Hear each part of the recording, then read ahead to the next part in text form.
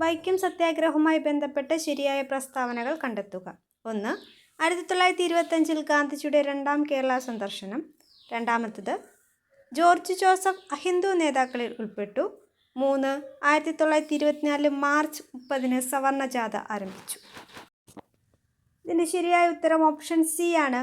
Statement 1ഉം 2ഉം ശരിയാണ്.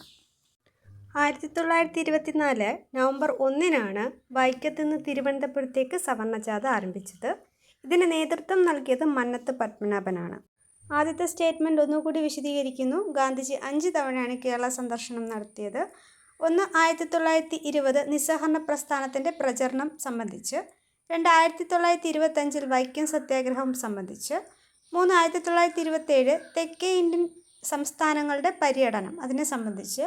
1934 ഹരിജന fund സമാഹരണം. അവസാനമായി എത്തിയത് 1937 ക്ഷേത്രപ്രവേശന വിളംബര സമയത്ത്. ഈ യാത്രയെ അദ്ദേഹം തീർത്ഥയാത്ര എന്നാണ് വിശേഷിപ്പിച്ചത്. വൈക്കം സത്യാഗ്രഹത്തിൽ പങ്കെടുത്ത അഹിന്ദു നേതാവായ ജോർജ് ജോസഫ് ഗാന്ധിയുടെ യങ് ഇന്ത്യ പത്രത്തിൻ്റെയും നെഹ്റുവിൻ്റെ ഇൻഡിപെൻഡൻറ്റ് പത്രത്തിൻ്റെയും പത്രാധിപരായിരുന്നു. അടുത്ത ക്വസ്റ്റ്യൻ. 10ൽ 9 പേർ പട്ടിണി കിടന്ന് മരിക്കുമ്പോൾ ഒരാൾ ദഹനക്കേട് പിടിപെട്ട് മരിച്ചു. ഈ പ്രസ്താവന ഏത് വിപ്ലവവുമായി ബന്ധപ്പെട്ടിരിക്കുന്നു? ആൻസർ ഓപ്ഷൻ എ ഫ്രഞ്ച് വിപ്ലവം. ഫ്രഞ്ച് വിപ്ലവവുമായി ബന്ധപ്പെട്ട് സ്ഥിരം ചോദിക്കുന്നത്. 1. ഞാനാണ് രാഷ്ട്രം എന്ന് പ്രഖ്യാപിച്ചത് ലൂയി 14. എനിക്ക് ശേഷം പ്രളയം എന്ന് പ്രഖ്യാപിച്ചത് ലൂയി 15. വിപ്ലവ സമയത്ത് ഫ്രഞ്ച് രാഷ്ട്രം ഭരിച്ചിരുന്നത് ബൂർബൻ രാജവംശം.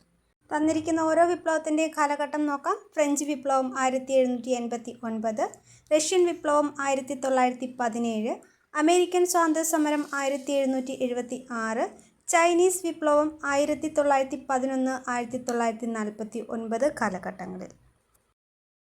മൂന്നാമത്തെ ക്വസ്റ്റ്യൻ. ഇന്ത്യയിലെ സാമ്പത്തിക സ്ഥിരതാ റിപ്പോർട്ട് പ്രസിദ്ധീകരിക്കുന്നത് ആരാണ്? നീതി ആയോഗ്, റിസർവ് ബാങ്ക്, ഐക്യരാഷ്ട്ര സംഘടന, ലോക് ബാങ്ക്. ഉത്തരം ഓപ്ഷൻ ബി ആണ്, റിസർവ് ബാങ്ക്. റിസർവ് ബാങ്കിൻ്റെ പ്രധാനപ്പെട്ട ജോലികൾ എന്തൊക്കെയാണെന്ന് നോക്കാം. 1. കറൻസി നിർമ്മിച്ച് വിതരണം ചെയ്യുക. 2. ഗവൺമെൻറ്റിൻ്റെ ബാങ്കർ എന്നറിയപ്പെടുന്നു, ഗവൺമെൻറ്റിന് വായ്പ നൽകുന്നു. 3. ബാങ്കേഴ്സ് ബാങ്ക് എന്നറിയപ്പെടുന്നു, വാണിജ്യ ബാങ്കുകൾക്കും മറ്റും വായ്പകൾ നൽകുന്നു. 4. നാണയ സ്ഥിരത, അതായത് പണപ്പെരുപ്പം നിയന്ത്രിച്ച് സാമ്പത്തിക സ്ഥിതി നിലനിർത്തുന്നു. 5. ഫോറിൻ കറൻസിയുടെ പരിപാലനം, അവ സംരക്ഷിച്ചു പോകുന്നു, അവ സ്റ്റോർ ചെയ്ത് വയ്ക്കുന്നു, ആവശ്യത്തിന് വിതരണം ചെയ്യുന്നു. 6. ക്രെഡിറ്റ് നിയന്ത്രണം അഥവാ വായ്പാ നിയന്ത്രണം. നീതി ആയോഗ് എന്നത് നമ്മുടെ രാജ്യത്തിൻ്റെ സാമ്പത്തിക വികസനത്തിനും നയ രൂപീകരണത്തിനുമായിട്ടുള്ള വിദഗ്ധ ഉപദേശം നൽകുന്ന ഒരു നിർദ്ദേശക സമിതിയാണ്. ഐക്യരാഷ്ട്ര സംഘടന എന്നത് ആഗോളതലത്തിൽ രാഷ്ട്രങ്ങൾ തമ്മിലുള്ള സമാധാനവും സന്തോഷവും സൗഹൃദവും നിലനിർത്താൻ വേണ്ടിയിട്ടുള്ള ഒരു സംഘടനയാണ്. ലോകരാഷ്ട്രങ്ങൾക്ക് സാമ്പത്തിക സഹായം നൽകാൻ ആഗോളതലത്തിൽ തന്നെയുള്ള ബാങ്കാണ് ലോകബാങ്ക്. അടുത്ത ക്വസ്റ്റ്യൻ. ചുവടെ കൊടുത്തിരിക്കുന്ന പ്രസ്താവനകൾ തെറ്റ് ഏത്? എ. റാബി വിളകൾ ഡിസംബർ മുതൽ മാർച്ച് വരെ കൃഷി ചെയ്യുന്നു. ബി. ഗോതമ്പ്, ബാർലി എന്നിവ റാബി വിളകളാണ്. സി. ശൈത്യകാല മഴ റാബി വിളകൾക്ക് അനുയോജ്യമാണ്. ഡി. ഇവയൊന്നുമല്ല. ഉത്തരത്തിലേക്ക് പോകുന്നതിന് മുമ്പ് ഈ ഒരു ടോപ്പിക്കിനെ കുറിച്ച് മനസ്സിലാക്കാം. കാലാവസ്ഥയ്ക്കനുസരിച്ച് ഇന്ത്യയുടെ കൃഷി കാലഘട്ടങ്ങൾ പൊതുവെ 3ആയിട്ടാണ് തരംതിരിക്കുന്നത്. ഖാരീഫ്, റാബി, സെയ്ദ് എന്നിങ്ങനെ. ശരത്കാലം എന്നാണ് ഖാരീഫ് എന്ന വാക്കിൻ്റെ അർത്ഥം. ഖാരീഫ് വിളകളെ മൺസൂൺ വിളകൾ എന്നും അറിയപ്പെടുന്നു. തെക്ക് പടിഞ്ഞാറൻ മൺസൂൺ കാലത്താണ് ഖാരീഫ് വിളകൾ കൃഷി ചെയ്യുന്നത്, പ്രത്യേകിച്ച് ജൂൺ ടു സെപ്റ്റംബർ മാസം വരെ. പ്രധാന ഖാരീഫ് വിളകൾ നെല്ല്, എള്ള്, ചോളം, ചണം, ജോവർ, ബജ്റ, റാഗി, കരിമ്പ്, നിലക്കടല, പരുത്തി എന്നിവയാണ്. റാബി എന്ന വാക്കിൻ്റെ അർത്ഥം വസന്തകാലം എന്നാണ്. ശൈത്യകാല വിളകൾ എന്നും ഇവ അറിയപ്പെടുന്നു. പ്രധാനമായി കൃഷി ചെയ്യുന്ന മാസങ്ങൾ ഒക്ടോബർ മുതൽ മാർച്ച് വരെയാണ്.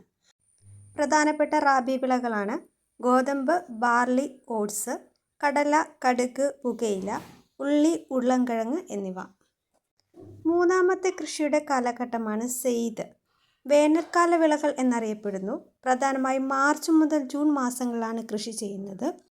തണ്ണിമത്തൻ, വെള്ളരി, പാവൽ തുടങ്ങിയ പഴം പച്ചക്കറി ഐറ്റംസാണ് സെയ്ദ് കൃഷിയിൽ ഉൾപ്പെടുന്നത്. ഇനി ചോദ്യത്തിലേക്ക് തിരിച്ചു വരാം. തന്നിരിക്കുന്ന പ്രസ്താവനയിൽ റാബി കൃഷി സംബന്ധിച്ച് തെറ്റായ പ്രസ്താവനയാണ് ചോദിച്ചിരിക്കുന്നത്. എയും ബിയും സിയും റാബി കൃഷിയെ സംബന്ധിച്ച് ശരിയായ പ്രസ്താവനയാണ്. സോ ആൻസർ വരുന്നത് ഓപ്ഷൻ ഡി ആണ്. ഇവയൊന്നുമല്ല. അഞ്ചാമത്തെ ക്വസ്റ്റ്യൻ, ഇന്ത്യയിൽ ഏറ്റവും ഉയരത്തിൽ സ്ഥിതി ചെയ്യുന്ന വാഹന ഗതാഗതമുള്ള ചുരം ഏതാണ്? ആൻസർ ഓപ്ഷൻ എ ആണ്, മിഗ്ല ചുരം. ജമ്മു കാശ്മീരിലെ ലൈൻ ഓഫ് ആക്ച്വൽ കൺട്രോളിന് സമീപമുള്ള ലേ ഡിസ്ട്രിക്റ്റിലാണ് മിഗ്ല ചുരം സ്ഥിതി ചെയ്യുന്നത്. കിഴക്കൻ ലഡാക്കിനെ ചൈനയ്ക്കടുത്തുള്ള ലിക്കാരോ വില്ലേജുമായിട്ടാണ് മിഗ്ല ചുരം ബന്ധിക്കുന്നത്. അടുത്ത ചോദ്യം, തന്നിരിക്കുന്നത് ശരിയായ പ്രസ്താവന ഏതാണ്? ദാരിദ്ര്യരേഖയ്ക്ക് താഴെയുള്ള ഏറ്റവും പ്രയാസപ്പെടുന്ന കുടുംബങ്ങൾക്ക് പ്രയോജനം ലഭിക്കുന്ന ഭക്ഷ്യസുരക്ഷാ പദ്ധതിയാണ് അന്ത്യോജന അന്നയോജന. സ്വർണ്ണ ജയന്തി ഗ്രാം സ്വരോസ്കർ യോജന ഒരു സ്വയം തൊഴിൽ പദ്ധതിയാണ്. ആൻസർ ഓപ്ഷൻ ഡി ആണ്. തന്നിരിക്കുന്ന രണ്ട് സ്റ്റേറ്റ്മെൻറ്റും ശരിയാണ്. അടുത്ത ചോദ്യം, ചുവടെ കൊടുത്തിരിക്കുന്ന പ്രസ്താവനകളിൽ ശരിയായവ ഏവ? 1. ലോകത്തിൻ്റെ ധാന്യപ്പുഴ എന്നറിയപ്പെടുന്ന പുൽമേടാണ് പ്രയറീസ്. 2. ആഫ്രിക്കൻ പുൽമേടുകളെ സാവന്ന എന്ന് വിളിക്കുന്നു. 3. മധ്യ ഏഷ്യൻ പുൽമേടുകളെ ഡൗൺസ് എന്ന് വിളിക്കുന്നു.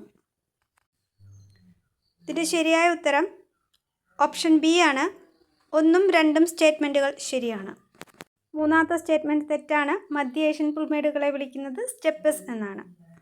ലോകത്തിൽ പ്രധാനമായും കാണപ്പെടുന്ന ചില പുൽമേടുകളും അവയുടെ സ്ഥലങ്ങളുമാണ്. യുറേഷ്യ, യൂറോപ്പ്, ഏഷ്യൻ ഭൂഖണ്ഡങ്ങളിൽ കാണപ്പെടുന്ന പുൽമേടുകൾ സ്റ്റെപ്പസ് എന്നും, സൗത്ത് അമേരിക്കൻ പുൽമേടുകളെ പാമ്പാസ് എന്നും, നോർത്ത് അമേരിക്കയിൽ പെയറീസ് എന്നും, ഓസ്ട്രേലിയയിൽ ഡൗൺ എന്നും, ഹംഗറിയിൽ പസ്റ്റാസ് എന്നും, ന്യൂസിലാൻഡ് കാൻഡർബൈ എന്നും, ആഫ്രിക്കയിൽ ബെഡ്സ് എന്നും അറിയപ്പെടുന്നു. അടുത്ത ചോദ്യം, കേരളത്തിലെ ഏറ്റവും കൂടുതൽ ദേശീയ ഉദ്യാനങ്ങളുള്ള ജില്ല ഏതാണ്? ഓപ്ഷൻ എ ആണ്, ഇടുക്കി. കേരളത്തിൽ ആകെ 5 ദേശീയ പാർക്കുകളാണുള്ളത്. ഇരവികുളം, സൈലന്റ് വാലി, മതികെട്ടാൻ ചോല, ആനമുടിച്ചോല, പാമ്പാടും ചോല.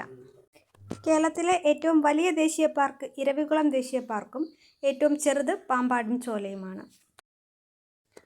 ഹരിത വിപ്ലവവുമായി ബന്ധപ്പെട്ട് തന്നിരിക്കുന്ന പ്രസ്താവനകളിൽ ശരിയല്ലാത്തവ ഏതെല്ലാം?